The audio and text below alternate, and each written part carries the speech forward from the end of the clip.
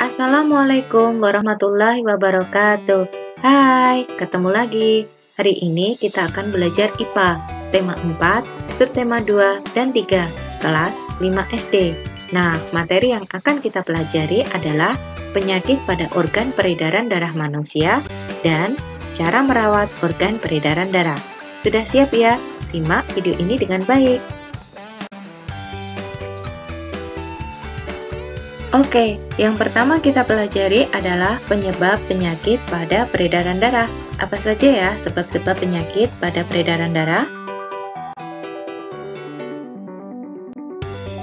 Penyebab penyakit peredaran darah pada manusia dibedakan menjadi dua jenis. Yang pertama, sebab keturunan, yaitu faktor gangguan peredaran darah karena sifat yang diwariskan dari orang tua. Dan sebab kedua adalah sebab non-keturunan atau yang bukan keturunan. Misalnya, diakibatkan oleh pola hidup yang tidak sehat dan jenis makanan, misalnya makanan yang berkadar kolesterol tinggi. Selanjutnya, kita akan pelajari macam penyakit pada peredaran darah. Penyakit peredaran darah pada manusia disebabkan karena dua faktor. Faktor yang pertama adalah faktor keturunan, dan faktor yang kedua adalah faktor non-keturunan. Berikut ini kita pelajari dulu penyakit karena faktor keturunan. Yang pertama adalah hemofilia. Penyakit hemofilia disebabkan adanya kelainan yang menyebabkan darah sulit membeku jika terjadi luka. Perhatikan gambar berikut ini ya.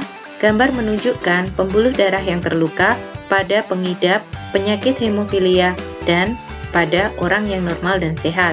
Sebelah kiri kita merupakan pembuluh darah yang terluka pada penderita hemofilia. Karena adanya faktor pembekuan darah yang kurang, maka pendarahan terus-menerus terjadi jika terjadi luka. Penyakit yang kedua adalah thalassemia.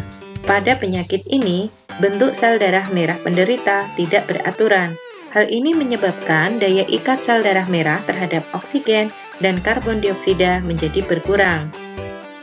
Nah, berikut ini gambaran sel darah merah pada orang normal dan thalassemia. Perhatikan perbedaan gambar sel darah merah ya. Pada orang yang normal dan sehat, sel darah merah berbentuk bundar dengan cekungan atau bikonkav. Sedangkan pada penderita thalassemia, sel darah merah bentuknya tidak beraturan. Oke, selanjutnya akan kita pelajari macam penyakit karena faktor non-keturunan atau penyakit yang tidak disebabkan oleh keturunan. Yang pertama, anemia, hipotensi, hipertensi, leukemia, jantung koroner, stroke, dan varises. Kita pelajari macam penyakit itu satu demi satu ya. Penyakit non-keturunan yang pertama adalah anemia. Anemia disebabkan oleh rendahnya kadar Hb atau hemoglobin dalam darah. Rendahnya kadar hemoglobin ini karena tubuh kekurangan mineral berupa zat besi. Gejala dari penyakit anemia yang pertama, mudah lelah, lemas, mudah pusing, wajah pucat, dan tidak fokus. Berikut ini adalah gejala-gejala pada penderita anemia. Cara mencegah anemia yaitu dengan mengkonsumsi makanan yang mengandung zat besi untuk membentuk hemoglobin dalam darah. Contoh makanan yang mengandung zat besi, misalnya sayur bayam, kacang-kacangan, hati, dan lain-lainnya. Penyakit non-keturunan yang kedua, hipotensi. Hipotensi disebut juga dengan tekanan darah rendah. Nah, penyakit ini diakibatkan oleh penurunan tekanan darah di bawah 120/80 mm merkuri atau yang ditulis mm/Hg. Gejala dari penyakit hipotensi: sering pusing, mata berkunang-kunang, keringat dingin, mudah lelah dan tidak bertenaga, serta denyut nadi terasa lemah. Nah, untuk mencegah penyakit ini dilakukan cara mencukupi kebutuhan cairan dalam tubuh. Karena jika tubuh kekurangan cairan, maka tekanan darah akan cenderung untuk turun. Yang kedua, mengkonsumsi makanan bergaram secara cukup, serta rutin berolahraga.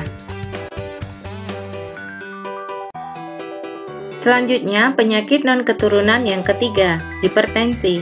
Hipertensi disebut juga dengan tekanan darah tinggi, diakibatkan oleh kenaikan tekanan darah akibat penyempitan pembuluh darah. Penyempitan pembuluh darah tersebut disebabkan karena yang pertama, faktor kegemukan atau obesitas, kurang berolahraga, stres, banyak mengkonsumsi alkohol, garam, dan makanan berlemak. Gejala untuk penyakit hipertensi bisa berupa nyeri kepala, dada berdebar-debar, pandangan kabur, serta mual. Nah, untuk mencegah hipertensi, kita bisa melakukan cara sebagai berikut, yaitu menjaga berat badan tubuh agar tidak berlebihan, menghindari konsumsi minuman beralkohol, rutin berolahraga, serta menghindari stres. Penyakit non-keturunan yang keempat, leukemia. Leukemia adalah penyakit kanker darah yang diakibatkan terlalu banyaknya produksi sel darah putih dalam tubuh, sehingga akhirnya sel darah putih tersebut memakan sel darah merah. Nah, perhatikan perbandingan jumlah sel darah putih pada orang yang sehat dan normal, serta penderita leukemia. Penderita leukemia diketarai dengan adanya produksi sel darah putih yang berlebihan. Nah, cara mengobati penyakit leukemia yaitu dengan kemoterapi dengan bahan kimia untuk membasmi sel kanker, radiasi sinar X pada tubuh yang terkena kanker atau seluruh tubuh, serta transplantasi sel induk, yaitu pencangkokan sumsum tulang belakang pada penderita dengan sumsum tulang belakang yang cocok dengan penderita. Oke, selanjutnya penyakit non-keturunan yang kelima, yaitu jantung koroner. Jantung koroner adalah gangguan pada jantung akibat penumpukan lemak darah atau kolesterol pada arteri koronaria. Akibat penumpukan lemak pada pembuluh arteri koronaria, maka darah akan menjadi terhambat untuk mengalir ke sel-sel jantung, sehingga sel-sel jantung kekurangan oksigen dan nutrisi, sehingga sel-sel jantung mengalami kematian. Nah, perhatikan gambar ya. Pembuluh darah arteri koronaria mengalami penyumbatan oleh lemak, sehingga darah tidak mengalir dengan lancar. Akibatnya, sel-sel jantung di sekitarnya kekurangan oksigen dan nutrisi, sehingga mengalami kematian. Gejala dari penyakit jantung koroner. Yang pertama, nyeri dada yang terasa hingga ke lengan dan punggung, napas terasa pendek, serta kepala pusing. Untuk mencegah penyakit jantung koroner, kita bisa melakukan cara rutin olahraga, istirahat teratur, menghindari minuman alkohol dan merokok, menghindari stres, serta menjaga berat badan secara ideal. Nah, penyakit non-keturunan yang keenam, stroke. Stroke adalah penyumbatan atau pecahnya pembuluh darah di otak, sehingga darah tidak mengalir ke sel otak, dan sel-sel otak akan mengalami kematian karena tidak mendapatkan asupan nutrisi dan oksigen yang dibawa oleh darah. Berikut ini adalah gambaran penyumbatan dan pecahnya pembuluh darah di otak yang mengakibatkan stroke. Nah, penyakit stroke bisa dicegah dengan cara rutin olahraga, istirahat teratur, menghindari minuman alkohol dan merokok, menghindari stres, menjaga berat badan secara ideal, serta menjaga tekanan darah agar tetap kisaran normal. Karena penderita tekanan darah tinggi memiliki kecenderungan untuk lebih mudah terkena stroke. Selanjutnya penyakit non-keturunan yang ketujuh, varises. Varises adalah keadaan pembuluh balik atau vena di tungkai yang mengalami pelebaran dan pemuntiran. Nah, perhatikan gambar perbedaan pembuluh balik atau vena pada penderita varises dan orang yang sehat dan normal. Untuk mencegah penyakit varises, kita bisa melakukan cara sebagai berikut, yaitu beristirahat dengan cara meluruskan tungkai kaki setelah menempuh perjalanan yang jauh, menghindari berat badan berlebih sehingga beban di tungkai kaki lebih ringan. Menghindari pemakaian sepatu dengan hak tinggi dan olahraga secara teratur.